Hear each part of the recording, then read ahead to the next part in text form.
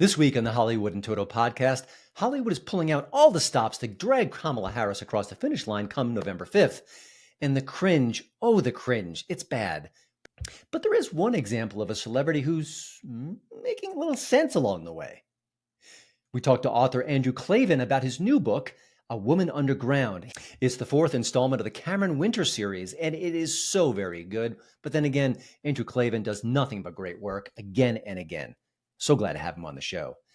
And before we let you go, we will discuss and review the new movie, January 6th, The Most Deadliest Day. It's a very serious No, I'm just kidding. It's the first movie from the Babylon Bee, and it is a hoot. And I'll share why.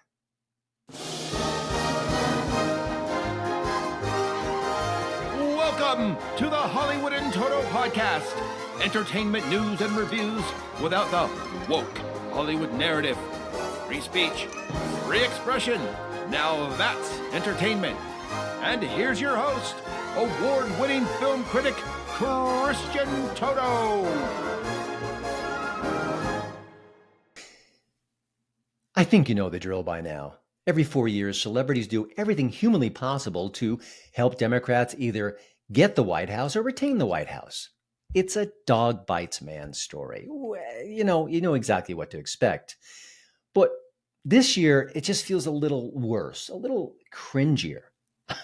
Do I have to mention white dudes for Harris? Do I have to recall how Ben Stiller, the great Ben Stiller, he's a wonderful comic actor and a terrific director, talked about how he wanted to be black and how cool it is that Kamala Harris is black and Indian, as if that's going to impact the state of the country, that's going to influence the way that she makes decisions, the fact that it has nothing to do with her policies, good, bad, or indifferent.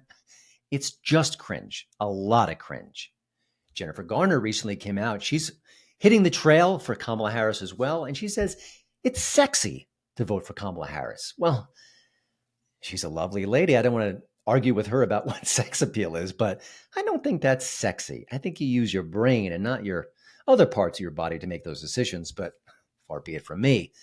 But then there's Dennis Quaid. Now, Dennis Quaid hasn't been a political actor for much of his life, much of his career, but he shot Reagan a couple of years ago. It just came out in theaters very recently. And during that publicity push, he's basically said he's voting for Donald Trump, which is risky unto itself. You don't have to tell me what the repercussions are for that. But I thought what was interesting about what Dennis Quaid did, and by coming out as a Trump supporter at this moment, is the way he's framing it. He's been very eloquent on the campaign trail. He's been talking about issues. He's been talking about lawfare, which is a real serious problem in the state of the country. So I wanted to compare and contrast what some of the celebrities have been saying about Kamala, which I mentioned just a minute ago, with what Dennis Quaid is saying on the campaign trail, literally. Here's a snippet of what he had to say about Trump and the state of the country. I think you might find it enlightening. Are we going to be a nation that stands for the Constitution or for TikTok? Are we going to be a nation of law and order or wide open borders?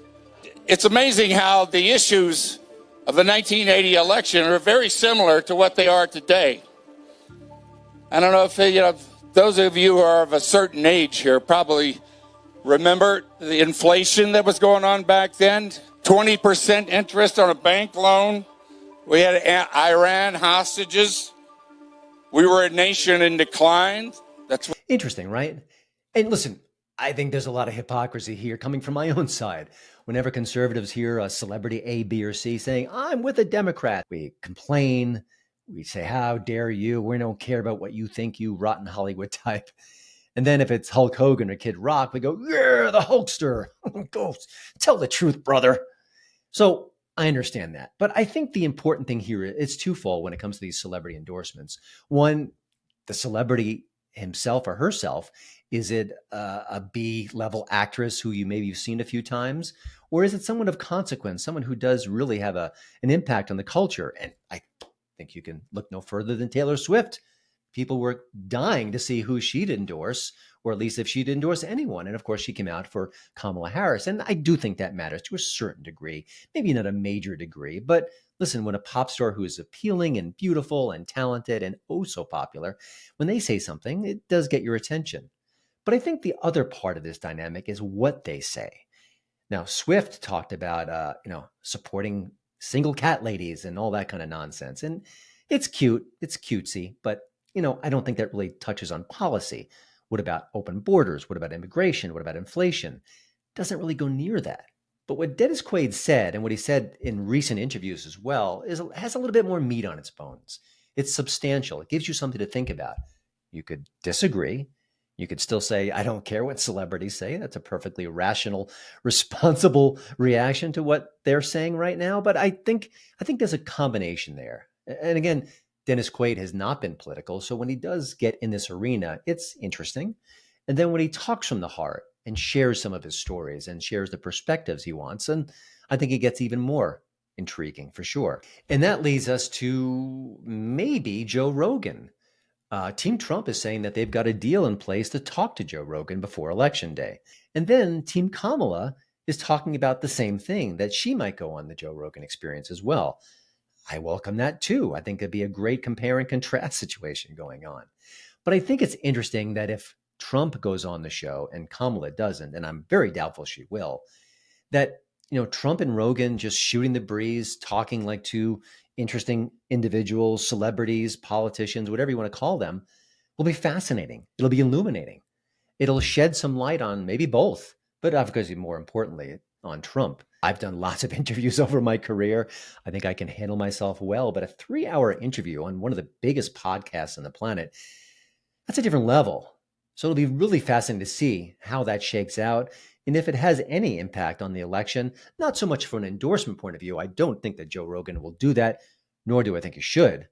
But just having him on the show, inviting him into his arena, I think there's an endorsement there that's more subtle, that's quiet, that's not spoken aloud, but spoken nonetheless. A few months back, I wrote a piece for Hollywood in Toto that looked at the election and said, is this going to be the Joe Rogan Taylor Swift election? And here we are. Taylor Swift has made her choice.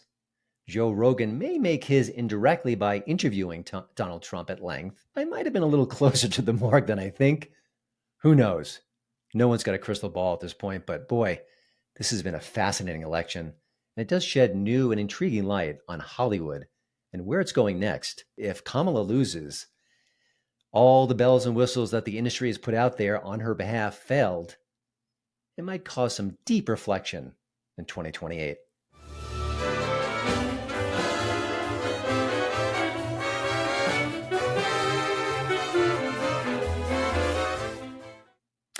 Andrew Klavan was right. Andrew said years ago that conservatives are ignoring pop culture at their own peril.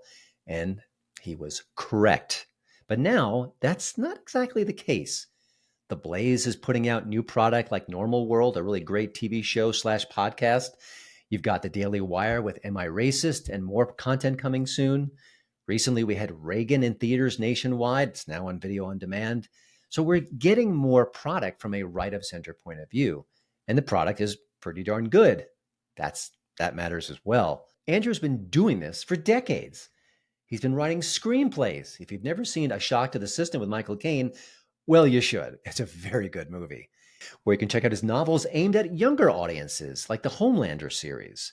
But now, he's involved with the Cameron Winter mystery saga. The 4th book in the series, A Woman Underground, is out right now. And of course, it's excellent. What does Andrew Klavan make that isn't excellent? The story follows our hero, Cameron Winter, and he is really struggling. He's still in therapy, still trying to find his way in the world. And now he may be able to reunite with his lost love, Charlotte, but it's not going to be easy. She's gotten entangled with some pretty unsavory people, and he's picked up a book, a self-published book that may hold clues to where she is right now, and perhaps if she's in danger or not. There's so much here, so much to chew on. This is not a political book at all.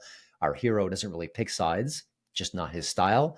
His work with the government has really taught him that, but it really does investigate themes that resonate with the culture at large right now. It just makes everything all the richer. Now, I love Andrew Klavan. I've been a fan of his work forever. He wrote the foreword to my book, Virtue Bombs, How Hollywood Got Woke and Lost Its Soul. He was the one person I wanted to write the foreword. He did it. I was so happy. I'm still happy today. So here he is, Andrew Klavan, Daily Wire podcaster, great author, a thinker, a person whose commentary on social media, on the world around us, on politics, there's just nothing else like it. And he's a trustworthy soul in a time where a lot of our pundits, well, they've jumped off the deep end. So here's my conversation with Andrew Klavan. I hope you enjoy it as much as I did, because I had a blast. You started with When Christmas Comes. Was this the plan all along, or has it grown as the saga has grown? As a storyteller, did you kind of have this mapped out? Because it feels organic in a way to me as a reader, having read all four, like there was a grand scheme with a big chalkboard and a Glenn Beck-esque situation. But you tell me, how did this evolve? Yeah, it was about halfway through When Christmas Comes when I thought, this is the first time I've ever written a character that I thought, whose journey I thought would last through an actual series of books. I've never written a series of books. I've written trilogies, but my feeling about a story is that a story has a beginning, middle, and end. And I still feel that that's true. And I feel like I still put people in situations that are going to change them. And the problem with a series is usually the character remains the same and it's only the incidents that change. So about halfway through the first book, I thought, no, this is actually a guy who could take a real journey. And that's when I started to think about that. And it became really important to me that, especially because he's in a state of looking for his identity, he's in a state of searching for who he is and what he wants to do with the rest of his life and whether he can do anything with the rest of his life. I wanted him to actually move. And so I don't always know exactly where things are going, but I do know who he is. And so I know what he would do in certain situations. And so as each story unfolds, I kind of know the kind of reactions that he would have, and they take me to the next stage. And I've been really careful not to let it become stagnant, not to let it become a gimmick that he's on this trip of self-exploration, but to make it an actual part of the drama of the story. And this one, A Woman Underground, is really the crisis point. This is the point when he has really hit that kind of rock bottom where you have to confront who you are and all the worst things about yourself. I hate to pick a favorite, but I think this might be my favorite for that reason itself, because it feels like we've been building toward this point. One of the huge themes here to me was the blending of fact and fiction as a critical subplot about the book, kind of a story within a story, a novel based on real events. And I thought, I know so much about you just from listening to your podcast and having followed you for the years. It felt like a commentary on where we are, where fact and fiction is colliding, and it's up to us to kind of decipher what's true, what's not true, even more so than maybe in the past. Did that weigh in your mind? Is it more of the subconscious? Am I reading too much into it? No, you're not. It developed organically because I started out with the proposition that over the last, 20 years or so, all the best fiction, which has mostly been on television, has been about anti-heroes. And I was writing anti-heroes before that. I was writing them in the 90s with books like True Crime, where the people who were actually the heroes of my books were not very good people. And then, of course, came along The Sopranos and The Shield and Breaking Bad and all these stories. And after a while, I started to think, the reason this is happening, I believe, is because we've kind of outlawed manhood so that only outlaws can be men. The only kind of men we can recognize as real men are outlaws. And so I started to think, well, it would be really interesting to take a guy who has been in some ways an outlaw man, who now wants to become a hero. He wants to go from being an anti-hero to being a hero. And because of that, the country that he's in and the world that he's in is our world. And the challenges that he faces are our challenges. This book in particular, I don't want to write political books. I don't want to write a book that ever puts forward the kind of simplistic political idea that one set of political values will save you and the other will damn you, because that's just not true. There's all kinds of gray and there are bad guys and good guys on all sides. But I did want him to move in an America that it was as torn apart and as at odds as ours is in. And this one really plummets him into the depths of that division. And so you can't help but bring the real America into the story, because that's the story he's living. Yeah, if this book has a political message, it's a pox on both houses. I mean, that comes through loud and clear. It's funny. I just happen to be rewatching The Sopranos right now. I just started season 4, and the whole Tony, Dr. Melfi relationship with Cameron and Margaret is so interesting. As going through this process, I'm sure you're doing your research. You've got years of experience here. Does it make you view therapy in a different way? Do you kind of emerge with more respect for it, more questions about it? I mean, you see the therapist in the book, she has her own feelings. She has a bit of a crush on Cameron. She is torn in certain ways, trying to do the best she can, but she's certainly not a perfect vessel. What are your thoughts on that as far as just having gone through these 4 books, and I'm sure more on the way? Well, one of the turning points of my life was the therapeutic, interchange with this guy who saved my life. I was at absolutely the bottom of my own journey, and this guy came along, and it was kind of miraculous. And one of the most amazing parts of this was that this miracle took place in my life, and I do regard it that way. I'm not going to mince words. I regard it as a miraculous healing almost. But after it was over, I started to think that a lot of the kind of ideas that we discussed were untrue. They were kind of neo-Freudian ideas with, all kinds of things about the subconscious and all this. I thought, none of that stuff that kind of constituted the realizations that I had along the way, the epiphanies I had, were actually true. I don't believe in any of those things, very few of them anyway. And then I had to start to think, well, what was it that healed me? What was it that had this incredible effect? And what I ultimately decided was that it was the love I had between me and this therapist was a guy, but he was the only mentor I've ever had in my life, and the only kind of guide, wisdom guide that I'd ever had in my life. And I thought, that actually is where the core of therapy takes place. So in this relationship, Cameron Winter is a guy who was kind of ignored by his mother. He describes his mother when he was a child as always being surprised to see him, as that she was surprised she actually had a son whenever he came running into the room. And this really has an effect on kind of what he's searching for as he looks to become a full human being who can both love and be loved, And so I wanted that to be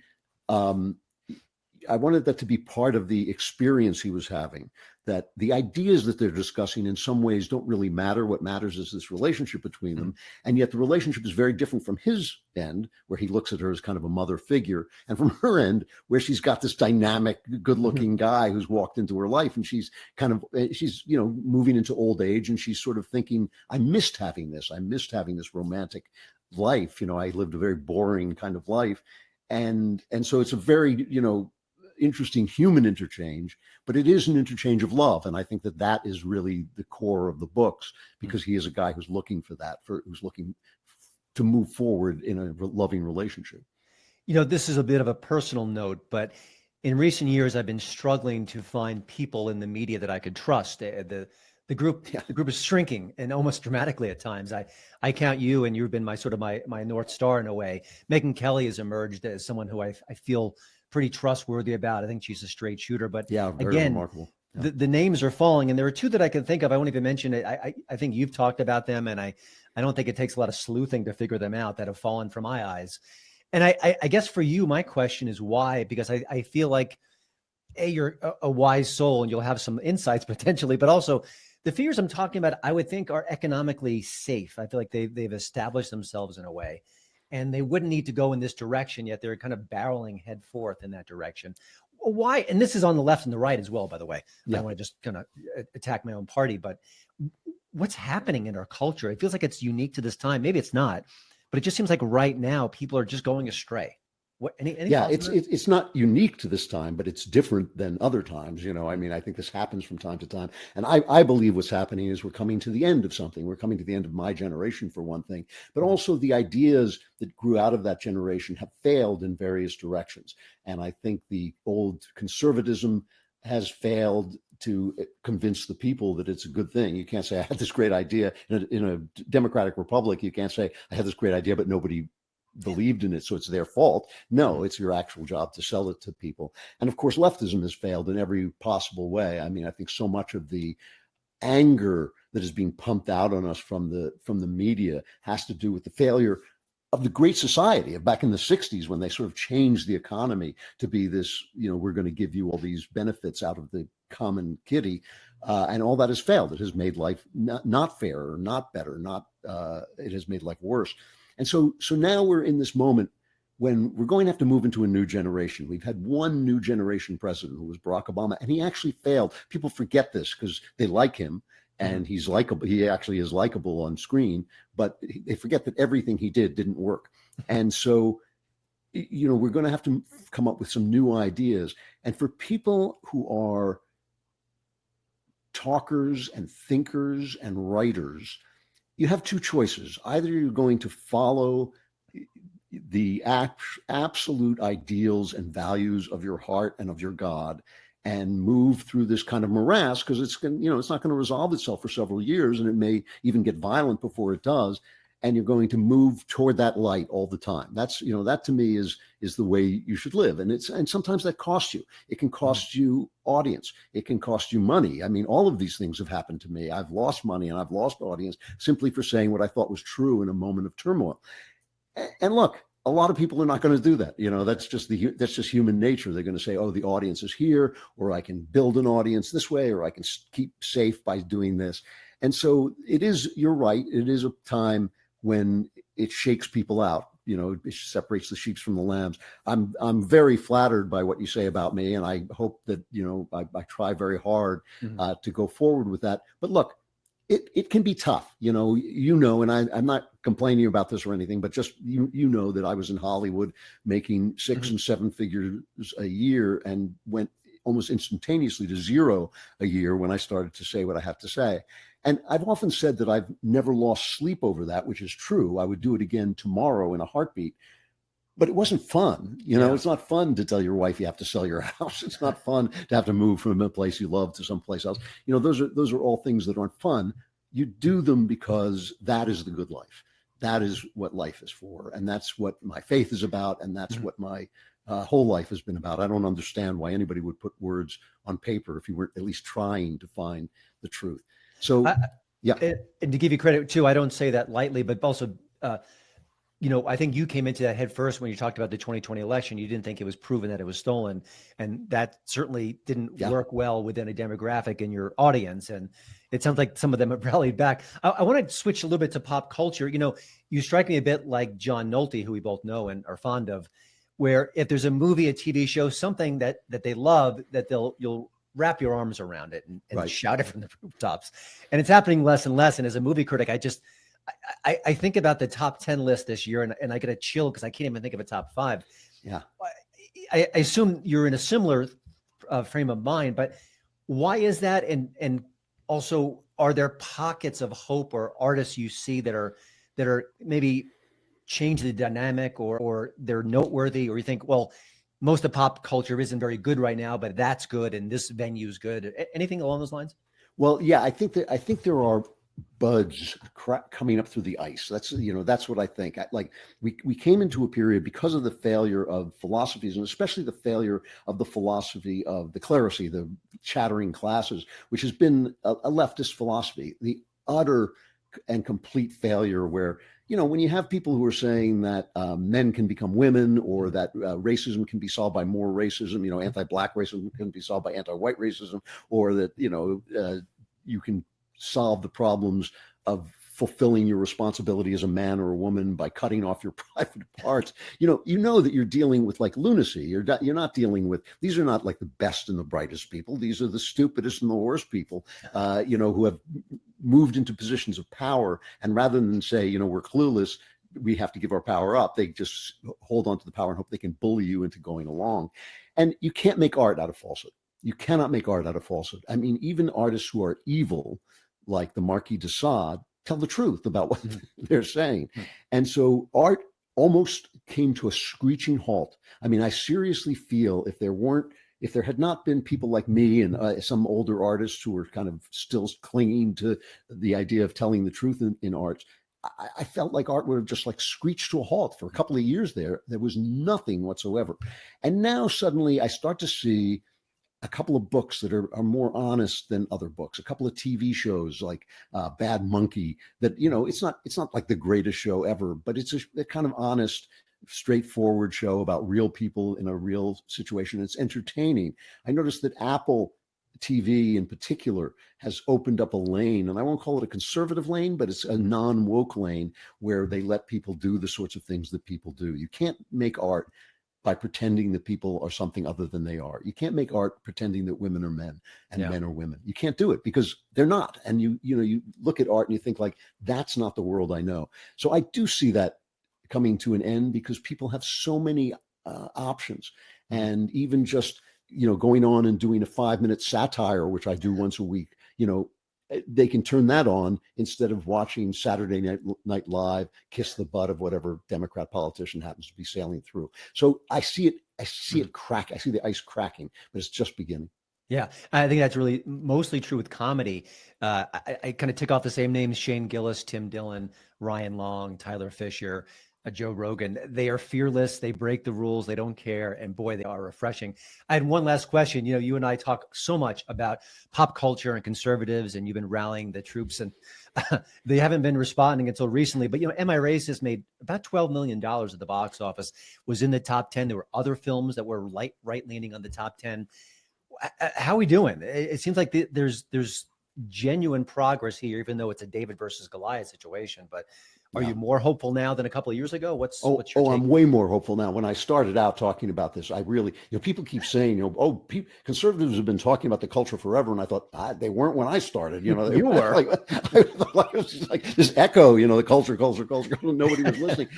So yeah, I'm much more optimistic. I think from the very beginning, people would ask me why aren't conservatives good at this? And I used to say, well, we're blacklisted, so we don't really have a chance, and we don't have a chance to fail, which is very important. You can put out 50 movies in Hollywood, and only 2 of them have to be good to fund the entire operation, and we don't have those opportunities. But there is another thing I think that conservatives don't understand about the arts, is that we tend to be people very concerned with the moral order, and that makes for a good life. Mm-hmm. But art that is hampered by delivering moral messages actually is not the same thing as art that takes place in the real world. And art should show everything, should show the whole thing. And it doesn't have to show the bad guy getting caught at the end. It can just show all the things that happen. And if it's honest art, and if it's true to life, because life is a moral proposition, the morality will come through. Like in Shakespeare, you can watch Macbeth kill his way to the throne, but you understand that he has sacrificed the meaning of life by sacrificing his connection to morality. And I think that's the thing that we haven't quite gotten hold of yet. We still want to deliver messages. We still want to have morals. And one of the things I'm trying to do in the Cameron Winter books is just send a good man, out into the world to try and find himself and let the world be the world. And I think as we learn that, I think conservatives will get better at what we do, but we need the opportunities. You have to be able to fail in order to succeed. And that's just now starting to open up. Yeah, I think that's really happening with the Christian films, where there were so many mistakes and so many rough edges. And now it's actually it's a maturing space, and it's fascinating to watch and certainly rewarding. But of course, your learning curve happened decades ago. You're great. I really appreciate the work you do. The new book, of course, is A Woman Underground, the latest Cameron Winter mystery. It is available right now on Amazon, or just go to your favorite bookstore to pick it up. Andrew, you're the best. I appreciate all the work you do, and the fact that you wrote a forward to my book a couple of years ago is forever in my heart. I appreciate that so much, and wish you all the best. Thanks a lot, Christian. It's always great talking to you.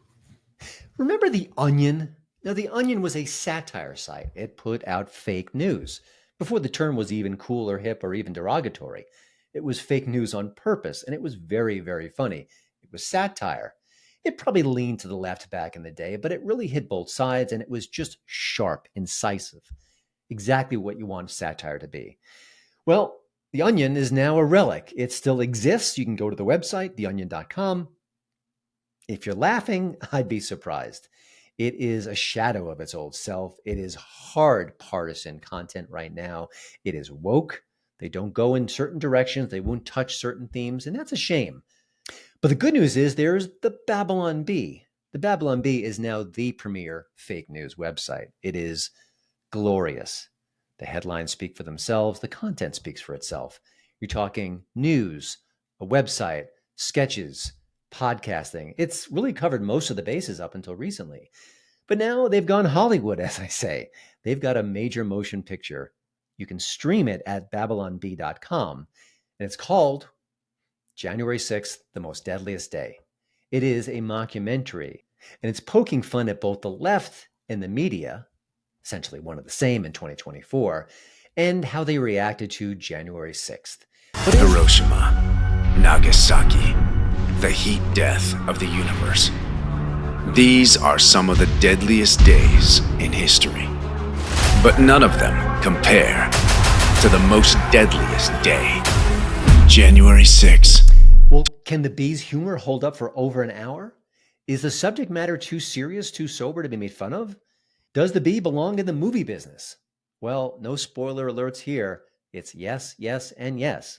Kyle Mann, who was a guest right here on episode number 264 of the Hollywood in Toto podcast, he is your anchor, your fake news man, and he believes everything that the media has told him over the last few years. He is fake news personified, and he's smug, and he thinks he's right, and he's wrong about just about everything. Yes, here's the disclaimer. January 6th was gross, awful, ugly. I never support violence against the police. I never support violence. What they did that day was a stain on the country for sure. The optics were beyond horrible. And we've been lied to about it for a very long time. And that's why January 6th, the most deadliest day, is so refreshing. You know, the best satire comes with a heaping helping of truth. And just when you think they've capped the movie, there's even more mayhem, even more hilarity. This is the kind of film you watch, you smile, and you laugh a lot out loud. And of course, that's the ultimate goal. You can't see it in theaters. You can't see it on Netflix or Hulu or any other streaming platform. You can watch it by subscribing to babylonb.com. Only $5 a month for their basic subscription fee. Not a sponsor, not an endorsement. I'm just telling you how you can see this film, and I think you will want to see it. Very funny and very necessary, by the way. So good for the Babylon Bee. I hope they do more feature films, and I hope they, at some point, push them beyond the paywall. We just saw the Daily Wire do that with Am I Racist? And I imagine at some point they will. But for now, it's their first venture, and they're off to a very good start. Well, that's it for this week. Thanks again to Andrew Klavan for joining the show. And if you're enjoying the Hollywood in Toto podcast, whether it's on YouTube, Rumble, iTunes, or your favorite podcast provider, I hope you'll give us a like, give us a share, maybe even give us a subscription. We do appreciate it. The best is yet to come. Hope you all have a great week, and I will see you next time.